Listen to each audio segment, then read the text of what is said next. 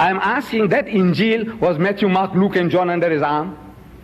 Did he have it? Matthew, Mark, Luke and John, Acts, Corinthians, Philippians, Galatians, Thessalonians, James? Is that what he had under his arm? The answer is no. What did he have? A book? Did he? No. I have read the Quran, but perhaps not as thoroughly as I might have, so please forgive any ignorance that I exhibit. This evening you've made it very clear that there are severe discrepancies, even contradictions between the Gospels and the Quran. And yet I seem to remember that the Quran regards the Gospels very highly, and I was wondering if you could clarify for me what the precise Quranic position is on the Gospels.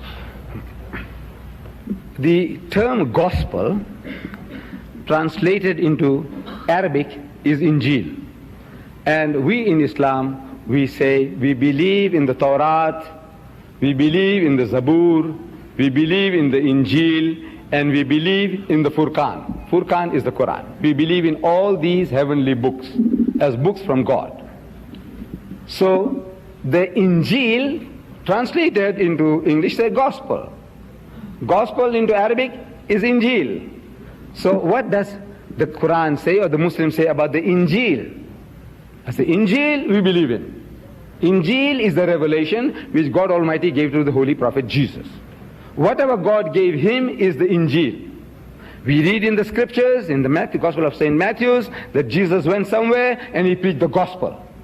Translated Injil. Mark says he went to a certain other place and he preached the gospel. Injil. Luke says he went to some place and he preached the gospel, Injil. Then John tells us that Jesus went to a certain place and he preached the gospel, Injil.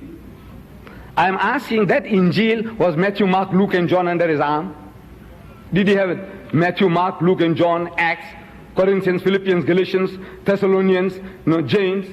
Is that what he had under his arm? The answer is no. What did he have? A book? Did he? No. It is the revelation which God gave him. That is what he was preaching. The knowledge that God gave him, he was preaching. That is what we believe in. It's from God. We speak very highly of it. But now what you are presenting to us is the gospel according to St. Matthew, the gospel according to St. Mark, the gospel according to St. Luke, the gospel according to St. John, which you in your Arabic translations translate as Injile Matthew, Injile Marcus, Injile Lucas, Injile Johanna. That's how your scholars translate these gospels. Injile, Matthew, Marcus, Lucas, Johanna. I said, look, we are believing in the Injile Isa, the Injil that was given to Jesus, not Matthew, Mark, Luke and John. So if you can produce the gospels according to Saint Jesus, that is what we believe in. We'd like to see that, if you have it. That is the one that we respect and revere. I hope that makes it clear.